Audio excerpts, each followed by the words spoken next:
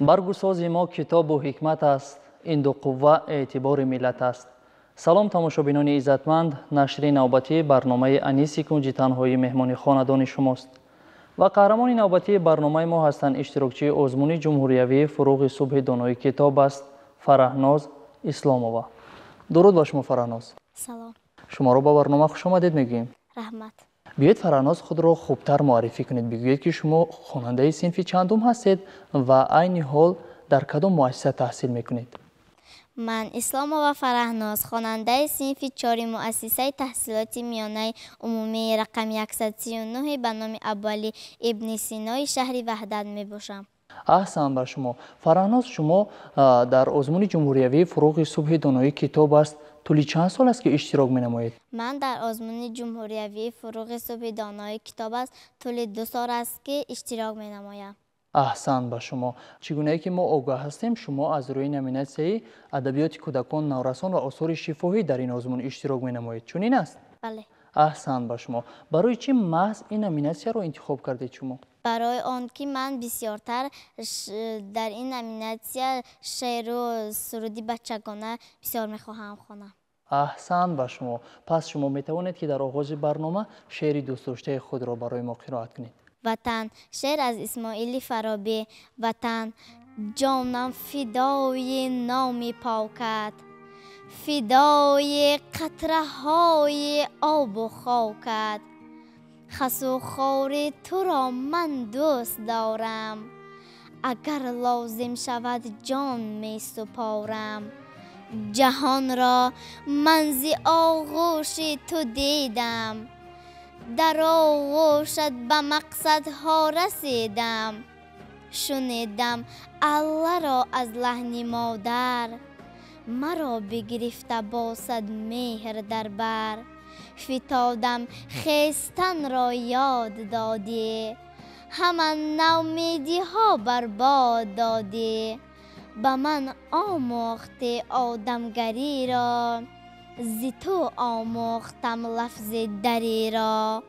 фидои кӯҳҳои сарбаландат, фидои қуллаҳои дилписандат. фазоятро парастам Тоҷикистон, кушоям болу пар ҳамчун уқобон. нахоҳам абри ғам дар осмонат, ҳамеша сулҳ бод андар маконат. офарин ба шумо. аҳсан. воқеан ҳам қироати хело олӣ. дар ҳақиқат Тоҷикистон барои ҳар як фарди тоҷик макони муқаддас аст, маконест ки дар он умр ба сар мебарад ва зиндагии осоишта дорад. Фараҳноз, шумо чун дар даври аввали озмун иштирок намудед ва инчунин дар даври дуюми озмун ки даври ноҳиявӣ буд албатта иштирок намудед, сазовори ҷои чандум гаштед ва ин даврҳо чӣ гуна баргузор гардиданд?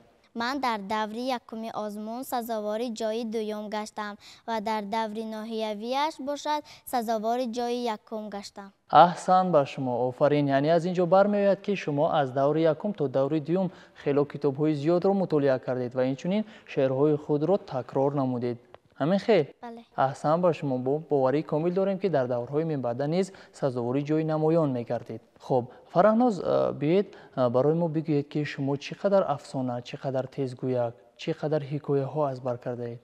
ман 150 то шеър, 30 то афсона, 60 то ҳикоя, 100 то чистон, 25 то тезгӯяк, 13 то панд ва зарбулмасал бошад 40 то аз ёд кардам. офарин, хело олӣ. хуб, ман фикр мекунам ки ҳама он нафароне ки мо шуморо тамошо карда истоданд, махсусан ҳамсолони шумо, мехоҳанд ки аз забони шумо як ҳикоя шунаванд. барояшон як ҳикоя нақл кунед. як салому 3 ҷавоб. ҳикоя аз азизи азиз. як рӯз Насим аз кӯдакистон ба хонаашон бармегашт ки ногоҳ дар роҳ аз пешаш як марде гузашт ва гуфт ассалому алайкум амак. баъд мард хурсанд шуду гуфт ва алайкум ассалом ва ба таърифи Насим даромад. гуфт ки офарин, бачаи боодоб будаӣ, ба падару модарат раҳмат. ва даст ба борхалтааш бурду як себи калони сурх бароварду ба Насим дод ва гуфт ки инро бурда дар кӯдакистон бо ҷураҳоят хӯр. Насим хурсанд шуду себро гирифта ба хона омад ва воқеаро ба модараш нақл кард. себ سیب را به مادرش داد. مادرش سیب را گرفت و گفت آفرین جانی مادر، یک سلام داده 3 مکافات گرفتی. احسن به شما. خوب، شما از این حکایه خوانده خود به چی خلاصه آمدید؟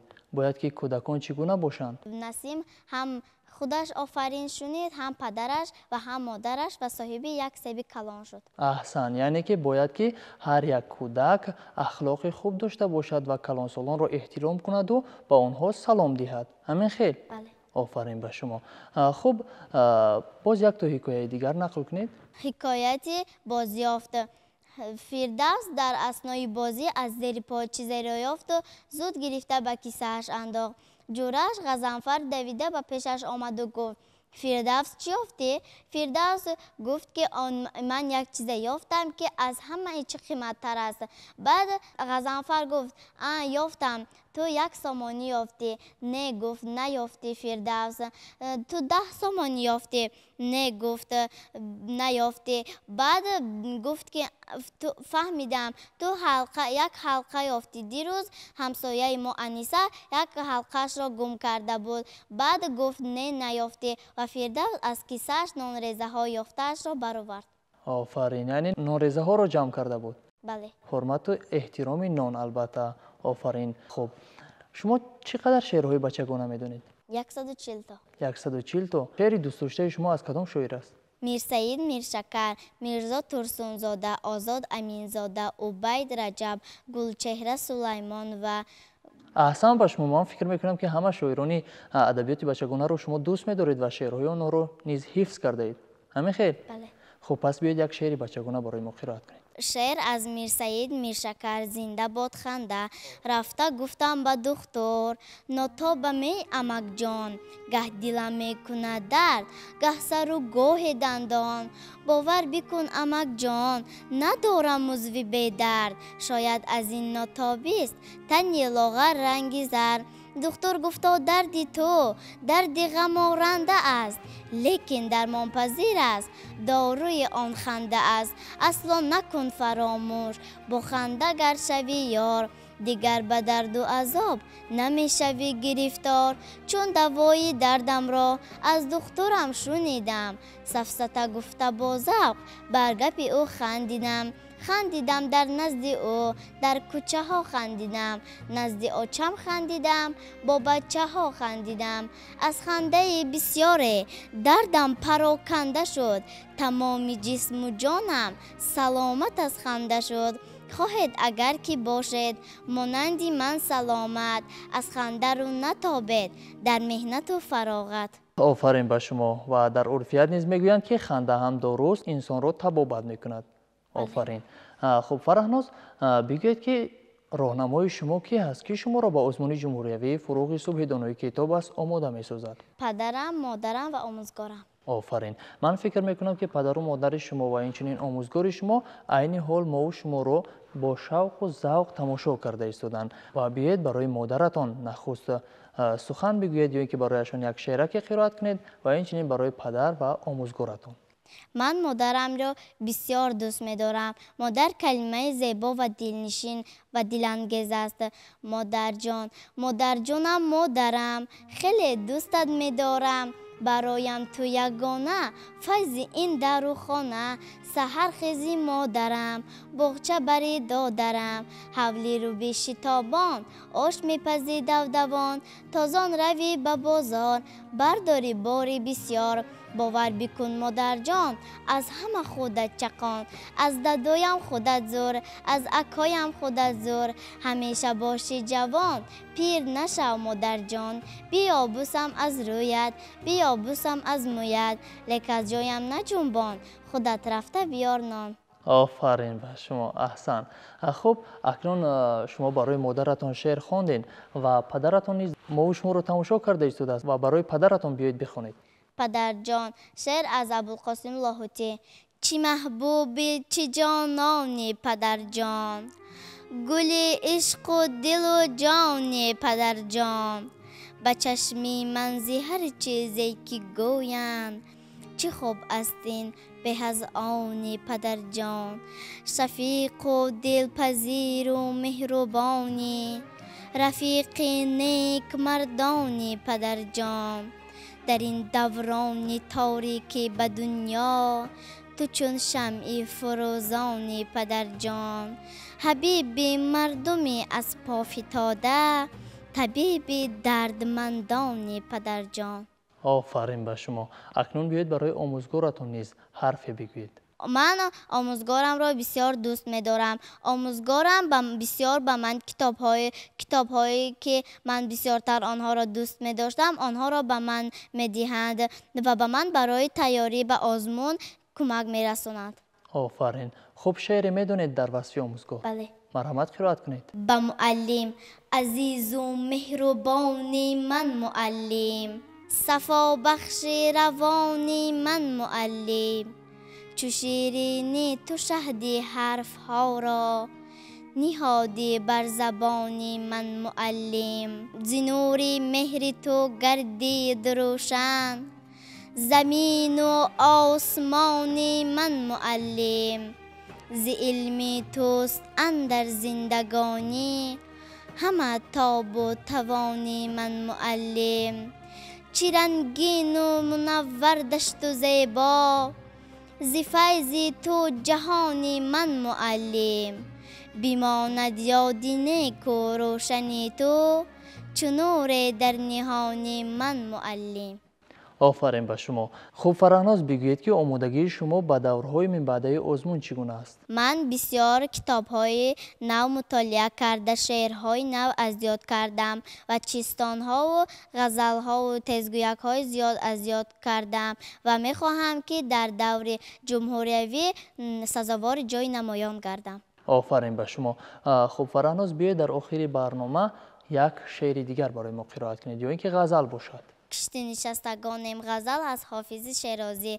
دل می رود ز دستم صاحب دلان خدا را دردا که راز پنهان خواهد شد آشکار را کشتی نشستگانم ای باد شرطه برخیز باشد که باز بینم دیدار آشنا را 10 روزه مهر گردون افسانه است و افسون نیکی بجای یاران فرصت شمار یارا ای صاحب کرامت شکرانه سلامت روز تفقد کن درویش بینوا را آسایش دو گیتی تفسیر این دو حرف است با دوستان مروت با دشمنان مدارا